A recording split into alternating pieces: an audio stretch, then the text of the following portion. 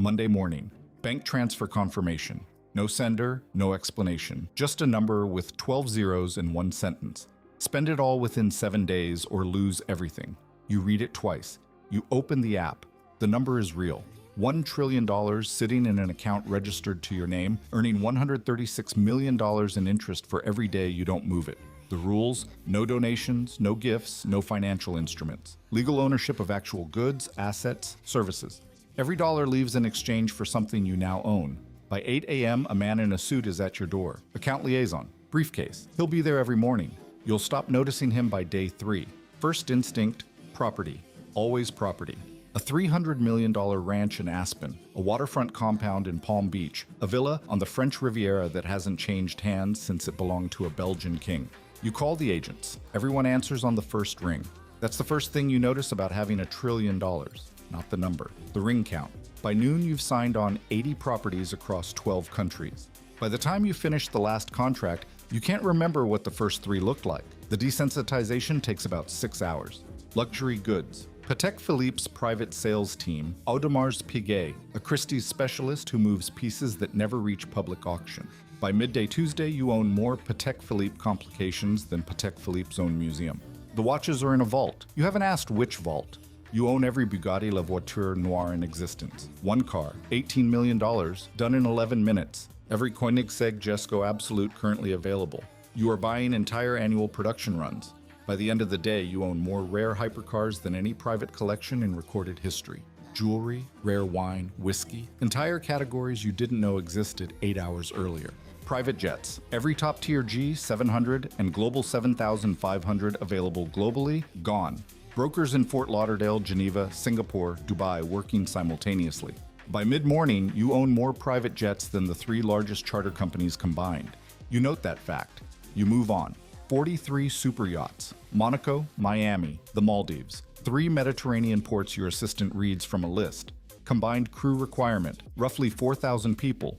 You have become a maritime employer. That problem is for next week. End of day 2, $25 billion spent, $975 billion remaining. Interest accrued while you were buying, $272 million. 2 full days, less than 3% of the money moved. You stop buying things people want. You start buying things the world runs on. Farmland, Iowa, Nebraska, Kansas. Institutional-grade holdings that trade like financial assets, so cash transactions close fast. By early afternoon, you're the effective owner of farmland the size of a small European nation.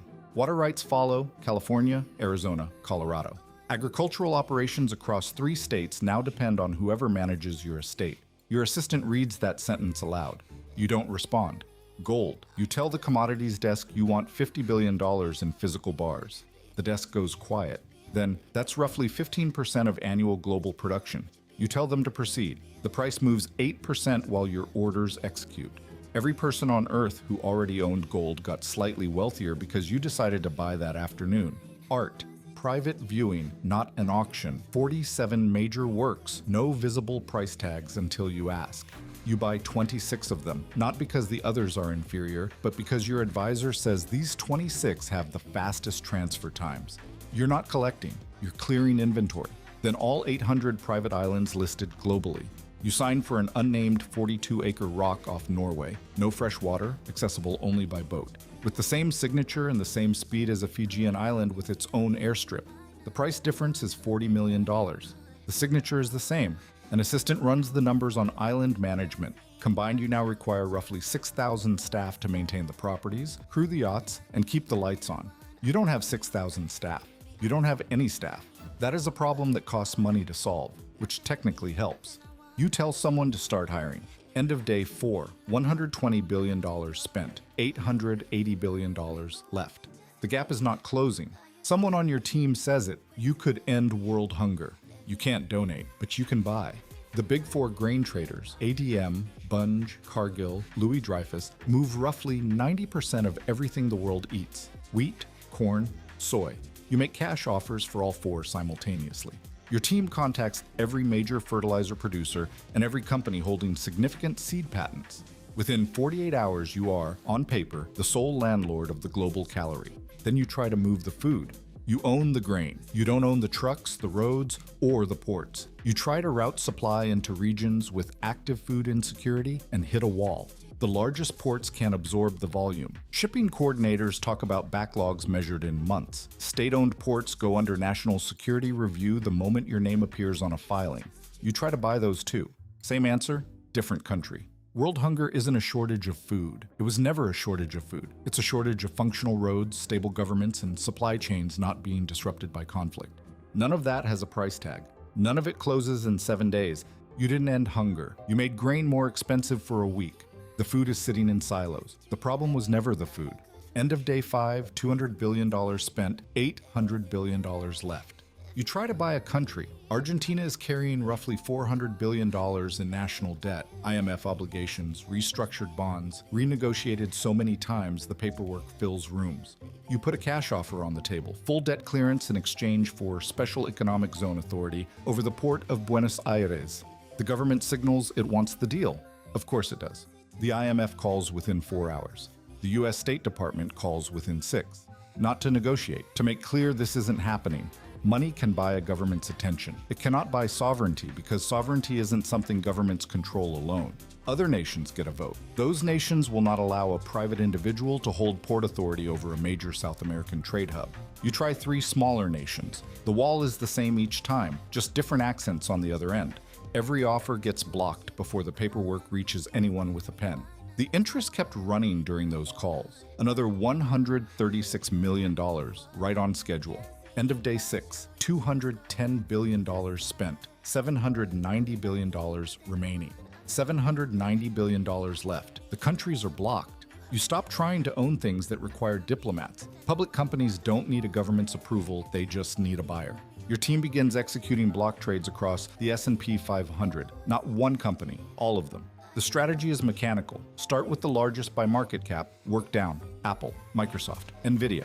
You aren't doing hostile takeovers through the normal process. You're buying enough shares in a single session to force a majority position before anyone can convene a board meeting. Securities law requires a 20 business day window for a formal tender offer. You don't have 20 days, you have hours. So you don't file, you just buy. The first $50 billion moves cleanly. The market absorbs it the way a river absorbs a stone, a ripple, then nothing. Then the pattern becomes visible to the algorithms. Every major trading desk on Earth is watching the same tape. Someone is buying everything, not rotating, not hedging, buying. All of it, at any price. The S&P 500 rises 4% in 40 minutes, then 9%, then 14%. You're not buying stocks, you're becoming the price. Every share you purchase costs more than the last because your own orders are the news the market is pricing in. The trillionaire premium. You spend $100 billion and acquire less than you would have if you'd spent $40 billion an hour earlier. The math is running in reverse. By mid-morning, the NYSE circuit breakers trip. Trading halts for 15 minutes. It resumes. You keep buying. It halts again. The SEC issues an emergency statement. Unusual coordinated acquisition activity across multiple sectors. They don't name you. They don't need to. Your team's lawyers are already on a call with the commission before the statement finishes loading. The EU follows within 90 minutes. Euronext suspends trading across Paris, Amsterdam, Brussels, and Lisbon. The Frankfurt Exchange goes next. The Tokyo Stock Exchange issues a precautionary pause citing anomalous cross-border capital flows. You have broken 4 stock exchanges before noon on the last day. The SEC doesn't freeze your account. They freeze the markets. There's a legal difference, and it matters. They can't stop you from having money, but they can stop the venues where that money moves. Every exchange you haven't reached yet goes on preemptive halt. The London Stock Exchange, Hong Kong, Sydney. Regulators on 6 continents are on the same call, and the word they keep using is systemic. Not illegal, systemic. You are a weather event, and they are closing the airports. By the time trading resumes, partially with per-account acquisition caps written into emergency session rule changes that will take years to formally codify, you've moved $680 billion into equity positions across 340 companies. You own controlling stakes in 14 of the 30 largest corporations on Earth.